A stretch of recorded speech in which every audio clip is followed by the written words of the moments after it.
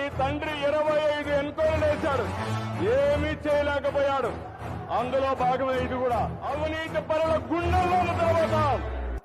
భారతదేశంలో అంతకంటే రికార్డు ఈ రోజు వరకు ఎవరికి లేదు. ఆ స్థాయి విజయం సాధించినటువంటి వాడు ఆస్ట్రేలియా. ఆ తర్వాత కట్ చేస్తే స్కిల్ డెవలప్మెంట్ కేసులో చంద్రబాబు నాయుడిని జ్యుడిషియల్ రిమాండ్ కి తరలించాల్సిందిగా ఏసీబీ కోర్టు కొద్ది క్షణాల క్రితం తీర్పు వెల్లడించింది. రాజమండ్రి సెంట్రల్ జైలుకి చంద్రబాబు నాయుడిని తరలించడం కోసం అవసరమైన ప్రిపరేషన్స్ జరుగుతున్నాయి. రెడీ అయిపోయింది తమ్ముళ్ళు.